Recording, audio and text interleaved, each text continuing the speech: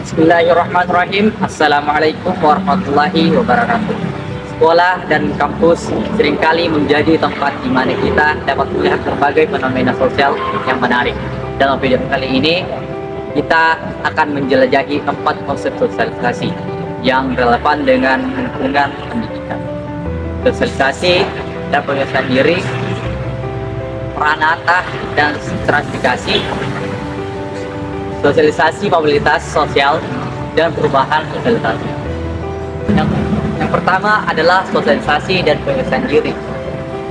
Sosialisasi adalah proses di mana individu belajar untuk berperilaku sesuai dengan norma-norma sosial.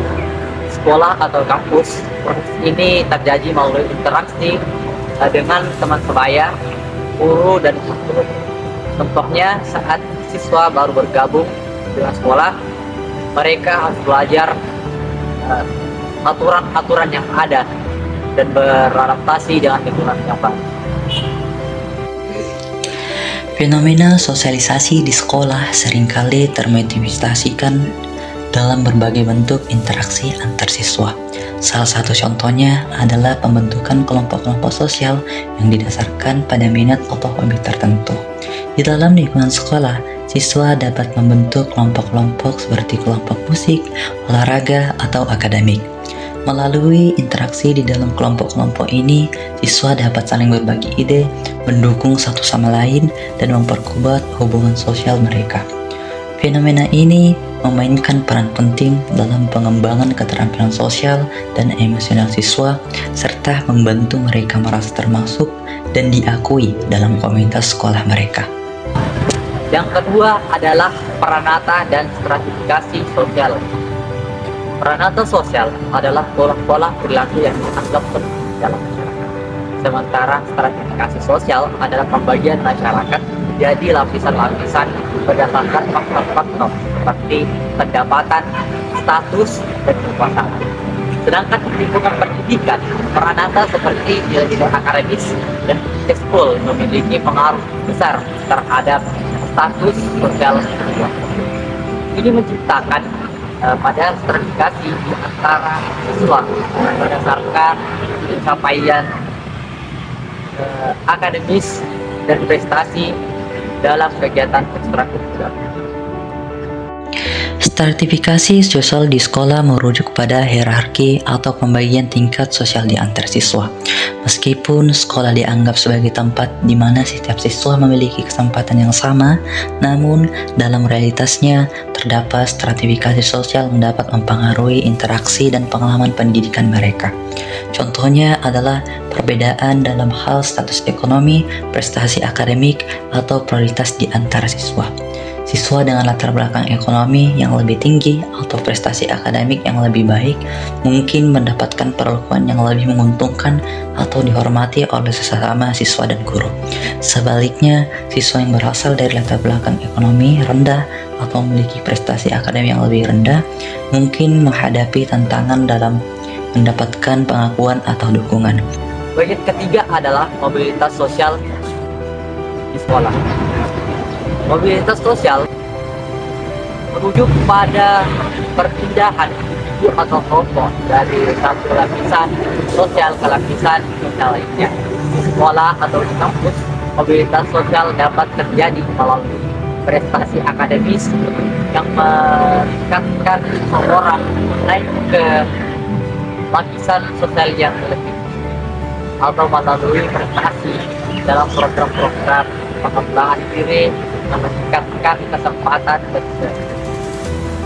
kehidupan dalam kehidupan.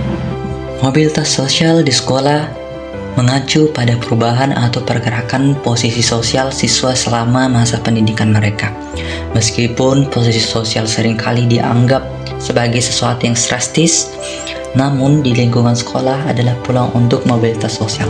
Contohnya adalah ketika seorang siswa yang awalnya memiliki prestasi akademik rendah berhasil meningkatkan kinerjanya dan akhirnya mencapai prestasi yang tinggi. Hal ini dapat menyebabkan perubahan dalam persepsi sosial dan pengakuan di antara sesama siswa dan guru. Sebaliknya, mobilitas sosial juga bisa terjadi secara negatif.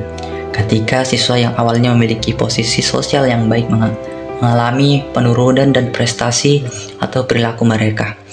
Mobilitas sosial di sekolah memainkan peran penting dalam membuka peluang baru dan memperluas pandangan siswa tentang diri mereka serta kemungkinan masa depan mereka. Keempat adalah perubahan sosial.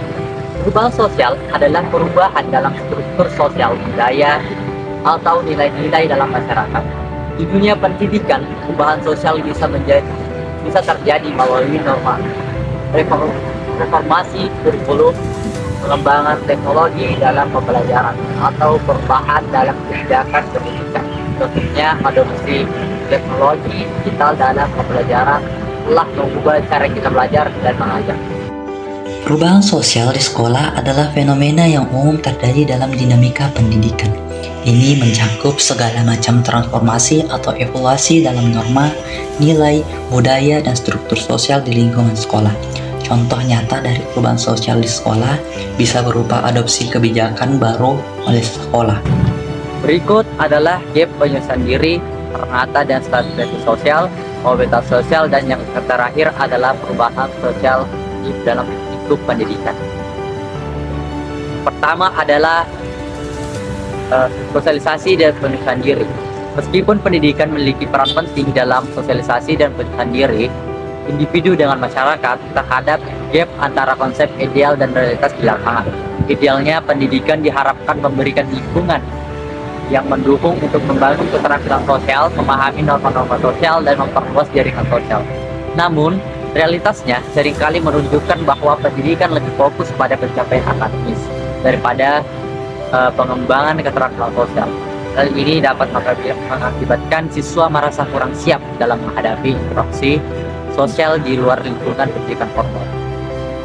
Selain itu, tantangan seperti intimidasi, stereotipe, dan tekanan kelompok juga dapat menghalangi proses sosialisasi dan penyelesaian diri yang sehat.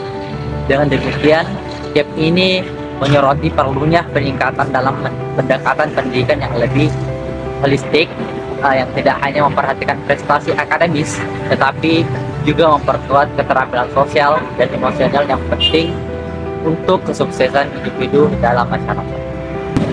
Yang kedua adalah gap peranata dan stratifikasi sosial dalam pendidikan, merujuk pada kesenjangan yang terjadi dalam akses, kualitas, dan hasil pendidikan antara berbagai kelompok masyarakat.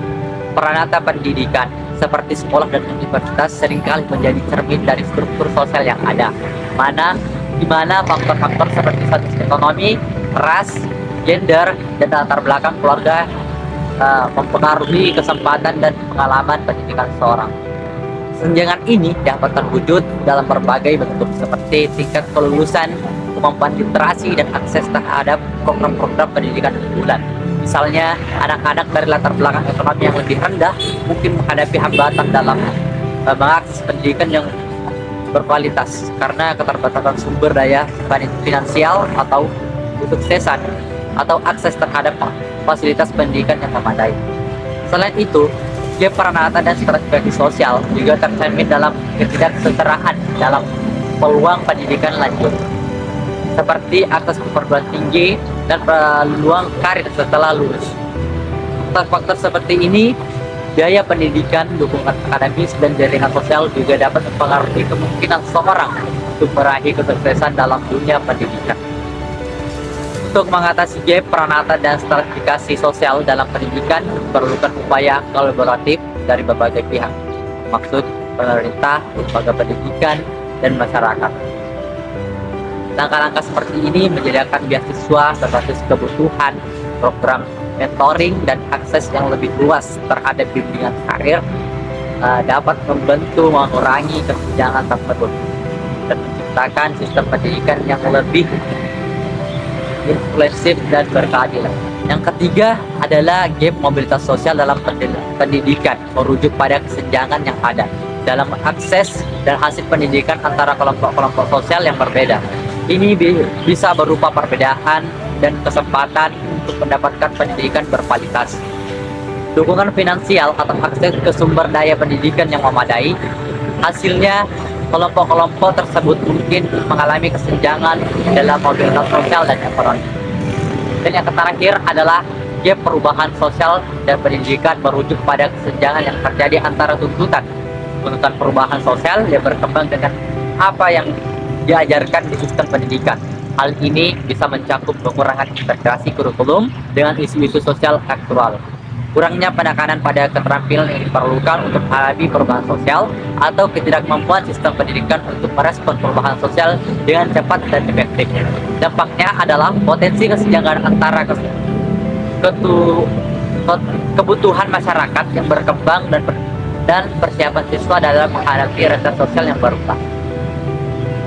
Dengan memahami konsep sosiologi yang relevan dengan pendidikan dan menganalisis gap antara pendidikan ideal dan realistisnya, kita dapat menjadi agen perubahan untuk meningkatkan sistem pendidikan agar lebih inklusif dan memberikan kesempatan yang setara bagi semua.